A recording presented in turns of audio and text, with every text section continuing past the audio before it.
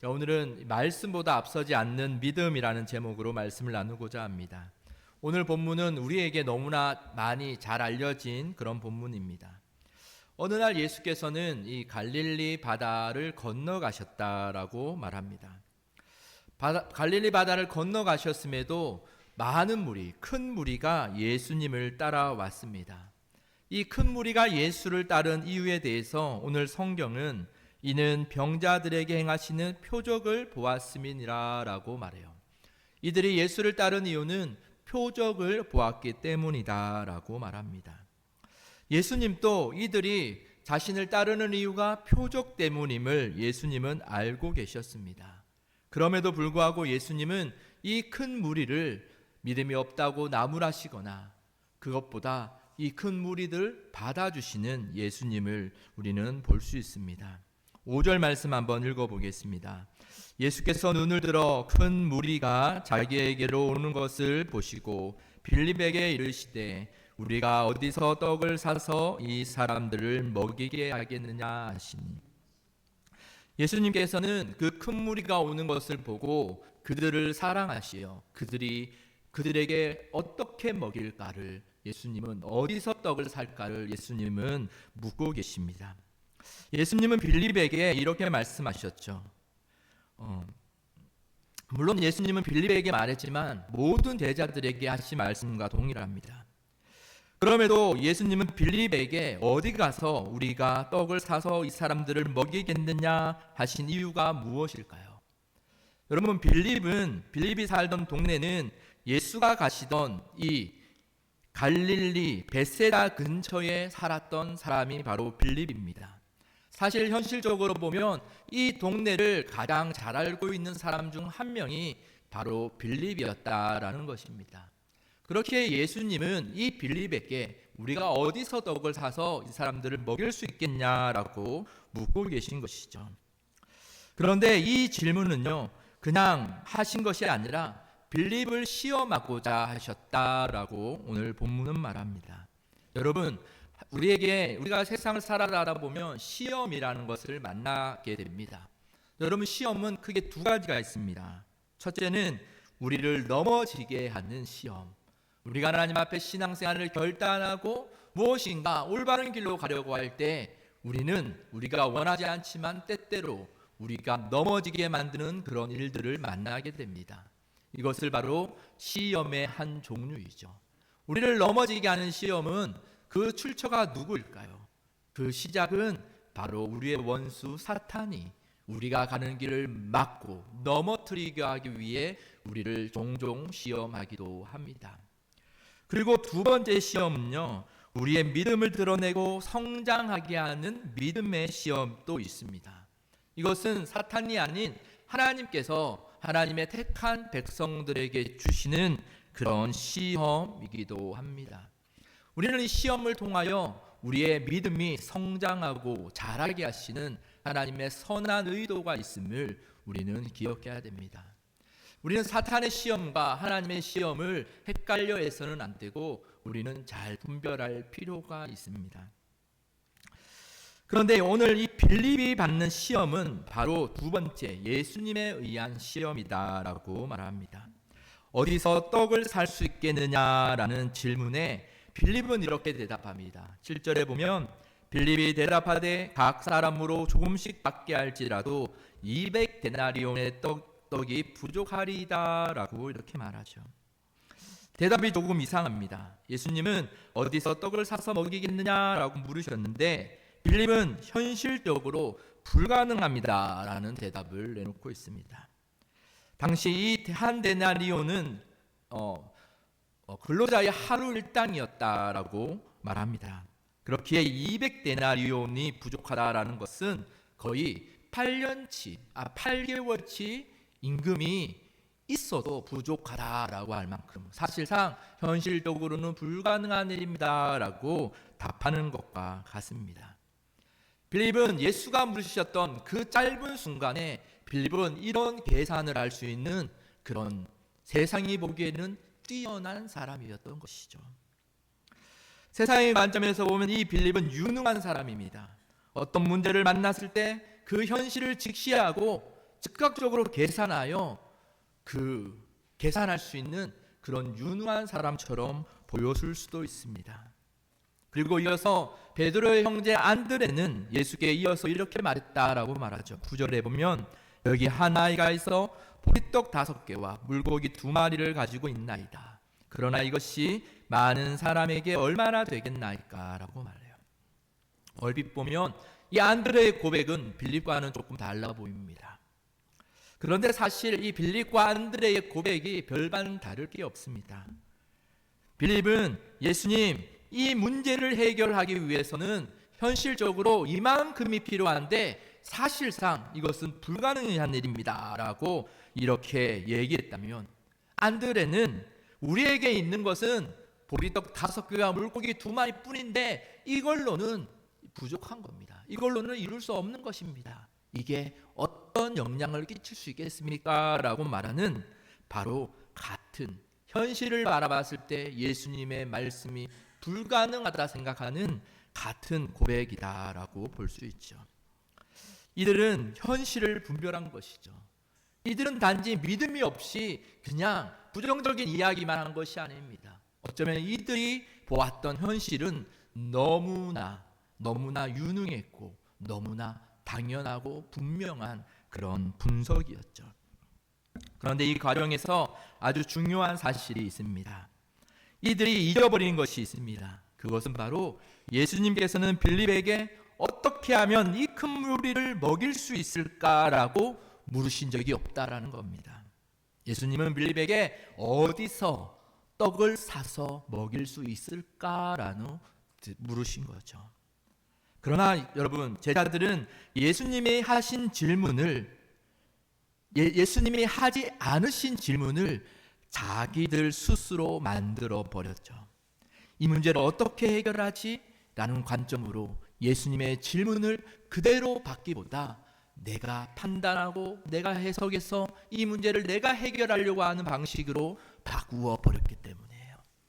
그렇기에 빌립은 내가 판단하기에 어디서 사냐는 중요하지 않아. 어디서 살 데가 있다 하더라도 이 떡을 살려면 현실적으로 이만큼이 필요한데 지금 우리에게는 이 현실을 감당할 수 없어. 현실적으로 불가능한 것이야 라고 빌립은 판단해 버린 것이죠. 그러나 제자들은 이들은 어떻게 해결하지? 돈이 얼마나 필요할까? 현실적으로 안 됩니다. 안드레는 나아가 우리에게 가진 것은 이것뿐입니다 라고 그렇게 믿음 없는 그런 계산을 한 것입니다. 때로 우리는요, 하나님보다 앞서지 않기를 원합니다 라는 그런 고백들을 할 때가 있습니다. 여러분, 어쩌면 오늘 같은 이런 상황이 하나님보다 앞서 나아가는 상황이 아니었을까요? 분명히 이들은 예수님과 함께하였고 예수님의 일에 함께하고 있는 상황이었습니다. 그런데 이들은 예수께서 물으신 것을 넘어서 자기의 생각과 판단대로 그보다 앞서 판단해버리는 그런 오류를 범하고 있는 것이다 라고 생각합니다. 여러분, 우리의 고백은, 우리의 모습은 이런 제자들과 다를까요? 우리도 때때로 어떤 상황을 만나면 그 문제를 어떻게 해결해야 되는지에 대해 우리의 모든 관심을 빼앗겨 버리지 않습니까?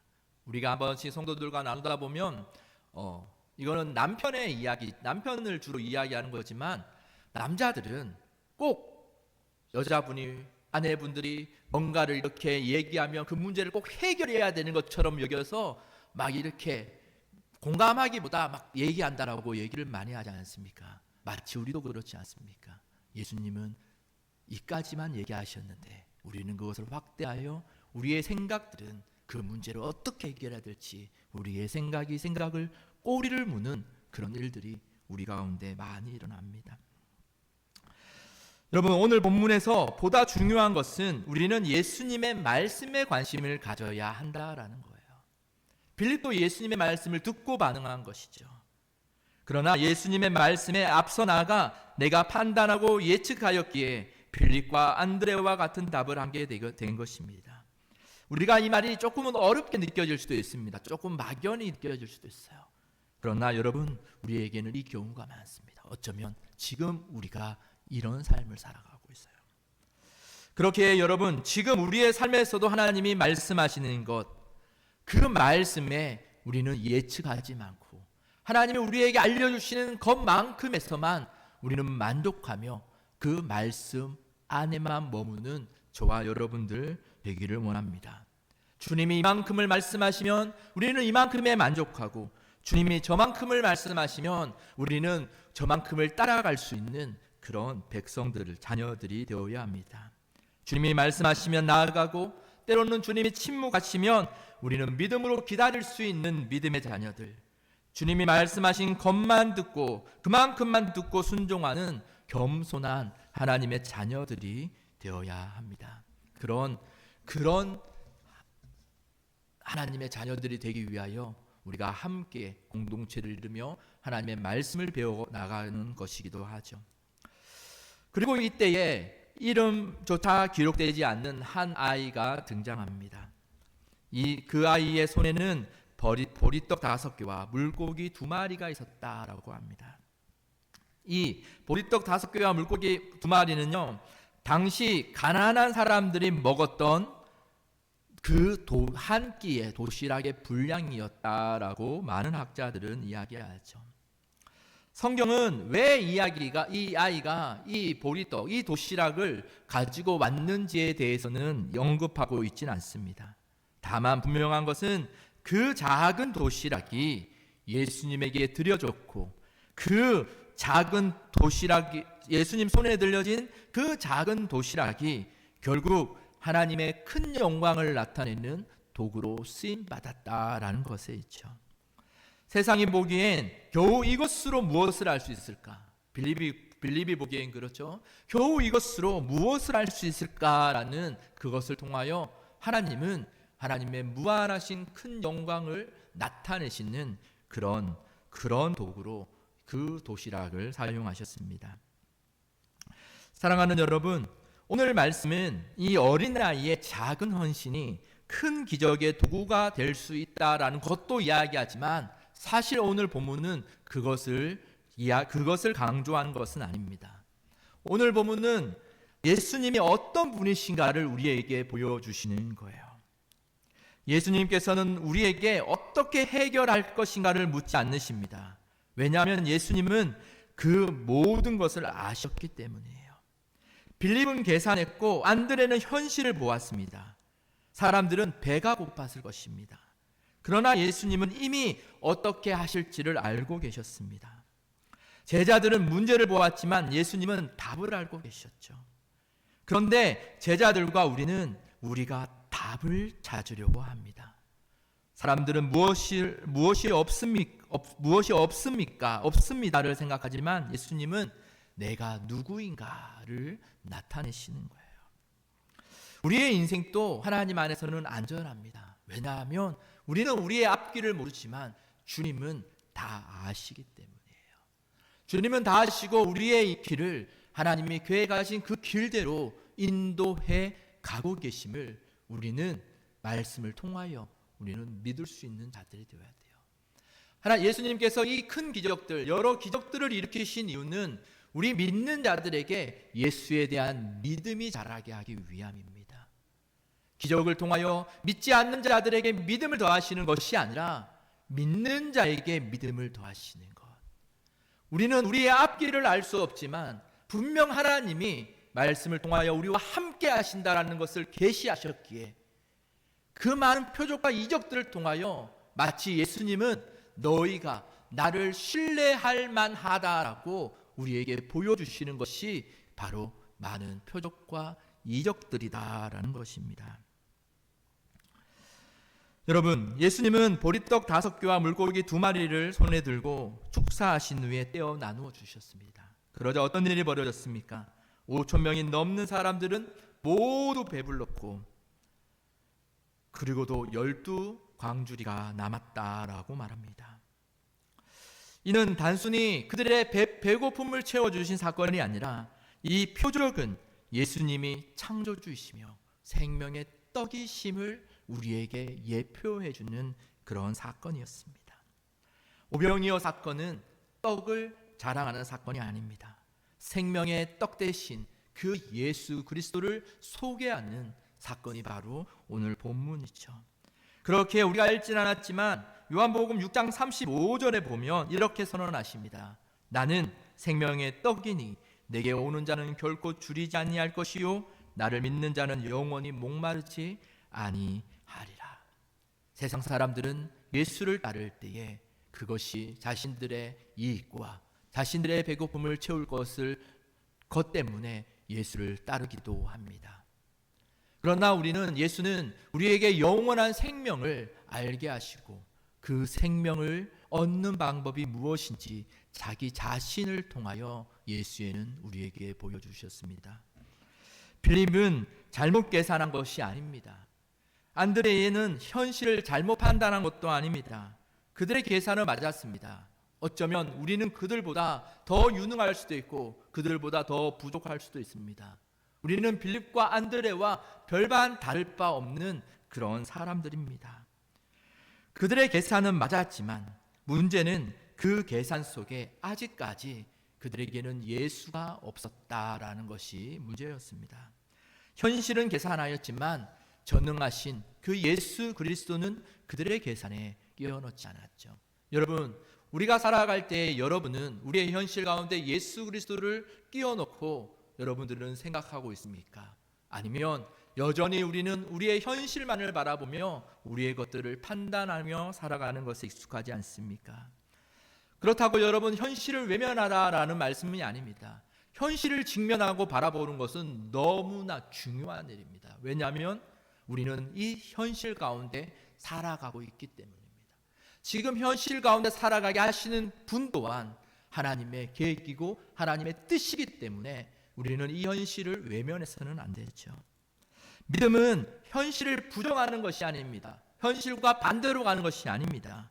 믿음은 오히려 현실을 피하지 않고 당면하는 것입니다. 그러나 이 믿음은 그 현실 앞에 우리의 그리스도 되신 예수를 중심에 두는 것이에요.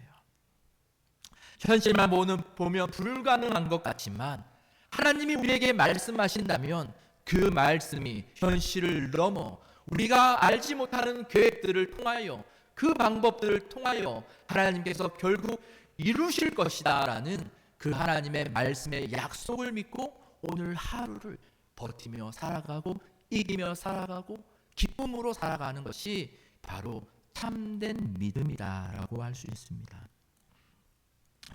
여러분, 중요한 것은 지금 여러분들 손에 무엇이 있는가가 중요한 것이 아닙니다. 중요한 것은 지금 하나님이 나에게 무엇을 말씀하시고 하나님이 말씀하신 것을 내가 앞서고 있지 않은 것을 아는가를 분별하는 것입니다. 하나님이 말씀하신 것에만 만족하고 그 말씀하신 것에만 머무르고 그 말씀하신 것이 내 생각을 넘어서더라도 그 말씀에 따라 내가 함께 나아가보는 그런 믿음의 몸부림과 믿음의 삶이 우리에게 주가 말씀하시는 그런 믿음의 자녀의 삶이다라는 거죠. 여러분들, 나는 하나님의 주신 사명과 하나님 주신 마음을 꿈꿀 때에 나의 현실로 인하여 불가능할 것이다 라고 생각하지는 않으십니까? 지금 내 손에는 겨우 요만큼밖에 없고 지금 내 환경에는 내 처지에는 요만큼밖에 없고 이것을 마음에 두고 있지는 않으십니까? 그러나 우리에게 얼마나 있냐가 중요한 것이 아니라 이것이 우리의 삶이 누구에게 붙잡혀 있냐, 누구 손에 들려 있냐가 중요한 것입니다. 예수님 손에 맡기는 그런 순종의 자녀들 되기를 축복합니다. 사랑하는 여러분, 오늘 또 주님은 우리의 현실보다 크신 분임을 오늘 말씀을 통해서도 하나님은 말씀하십니다.